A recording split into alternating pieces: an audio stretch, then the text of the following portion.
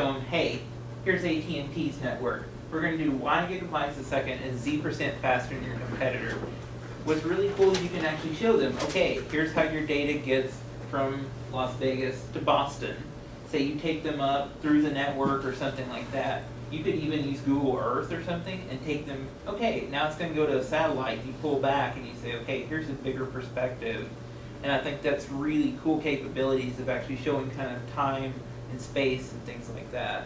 And although these slides don't necessarily depict it accurately, if you're to use animation, you actually juxtapose the other person's data with AT&T's, and you show them exactly how fast AT&T is compared to theirs. Yeah. And they could see AT&T maybe outrunning or outpacing the competition. And it wouldn't necessarily have to be with the competition. You can even show the client's current network and then how that would improve with AT&T service. Or maybe if you're trying to sell an upgrade, say, yeah, this is what we have for you now. This is what we can do for you. You can even show how reliable your network is and take them and say, okay, you have an office in San Francisco and things have got to get to New York. Well, because of Hurricane Sandy, some of these cables are busted, maybe they're leaking water, but that's okay, we can route your data, we'll take it to St. Louis and then maybe we'll take it to DC. Well, maybe DC got affected as well, so we can take it up to Chicago. Is the Chicago line open? Yeah, okay, and that's how your data will get there. And we'll show them that there's multiple ways to send that data, not just one way, and not just one way that can be disrupted by a natural disaster or something like that. And I think that's a good point, is not only is your data going to get there, it's going to get there in multiple ways so that it will absolutely get there. And you can also show them some of the security aspects of it and show how impervious the network is. And also, all of this is going to be dictated by the voiceover, or if there's a video currently running inside. And keep in mind with the arcade video, the music dictated when those would pop in and pop out, when the perspective would change. So all this is going to be narrated by someone. And of course, this could also be reusable unless your network were to change, since we're talking specifically about AT&T's network coverage. So say if you were talking about how secure or how hard your workers are doing, whenever he's talking, you can show either pictures or even a video of how hard your workers are working. If you're talking about a certain part of cable, you have a video describing the sort of different cables that your offers and also the warranties, that sort of thing. And if they wanted more information on the cables and their speed, you could always pop up with graphs, and that would detail more of the information and give them more of a visual feel of what they're hearing. I think it'd be really cool too to actually show the person working on the cable and say, hi, I'm Phil, I work for AT&T, I'll take care of your data. That would be really cool. So we were thinking more internationally with this. How's your information going to get to, say, Dubai? Well, you could take them, like I said, with Google Earth or whatever you want to use. If you want to build those maps yourself, if you want to use Bing, whoever, and actually pull back and say, okay, this is what your satellite looks like. This is one of our satellites over the Atlantic Ocean at so many kilometers above the surface. This is your data coming up. This is your data going back down. Like I said, you could show different ways. Well, New York doesn't work, but if you really have to get that transaction through, we can go through DC and maybe do that. So there's, I think, a myriad of possibilities, but the overarching theme is to actually show them, here's your data, we're going to take care of it. Not only show them, you could also have an international representative from Dubai talking about how well they work with AT&T and different subsystems. Also, whenever the presentation is finished, they'll be taken to a destination site where they're going to have a transcript of everything that has been said per slide. They can view the movie again if they want to, or they can go through the slides by their own pace right through here. And also, since you said that these transmedia proposals aren't necessarily going to take over the written ones immediately, for all those that want to, we can have a traditional PDF down below. And the great thing about having transcripts is, from an accessibility standpoint, if someone is deaf or hard of hearing, well, a video isn't going to necessarily be the best thing for them. But if you have a transcript to go along with that, I think that's taking care of your customers. So we keep talking about the future of the business, and really the future is already here. I think a common theme with all of our presentations is that HTML5 is going to be a big thing coming up. That's all I have. Well, basically, videos is going to save a lot more time for your client, so it's going to be a much more attractive option than just reading a proposal.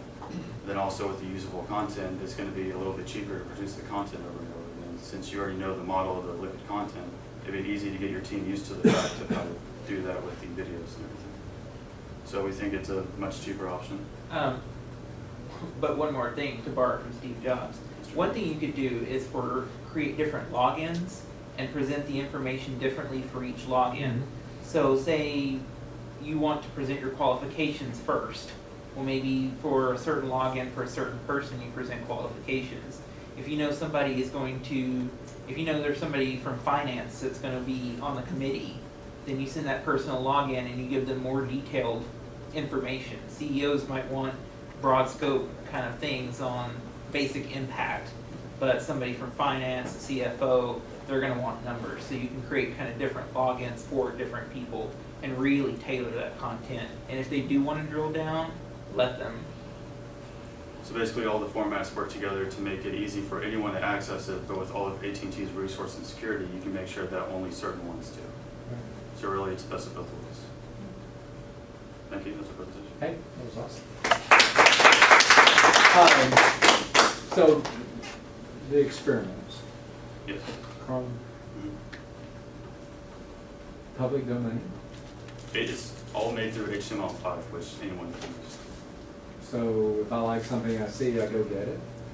I think it's keeping in line with certain artists. So, like, if you wouldn't be allowed to use a picture from. There's no catalog that I could draw from, but it's just capabilities.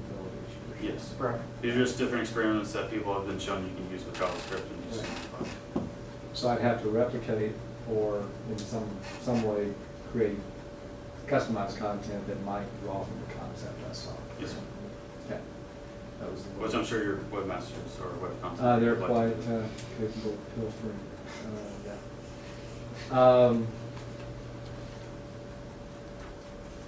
So the linear approach that you feel is very strong, Mhm.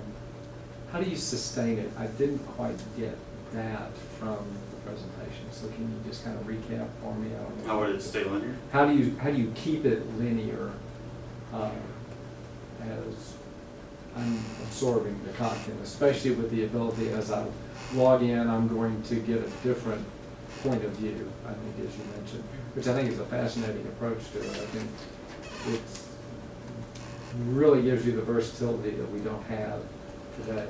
So how do you keep that linear approach and keep people maybe not at the same pace, but you got to go down parallel paths and end up in the same place even if you go deeper, or so how do you sustain that? Is that Were you talking about also when you were personalizing the presentations for each person? yeah, It would still follow. it's almost like multi-tracks, right? So Right.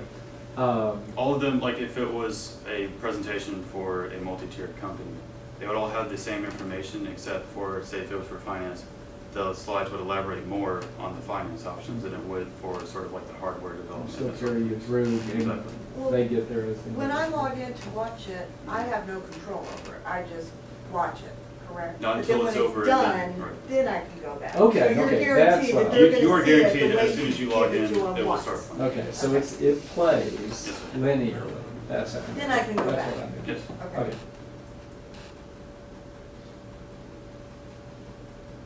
That was what I wanted to know. That's good. Thank you. Did you like the presentation? I did. Okay.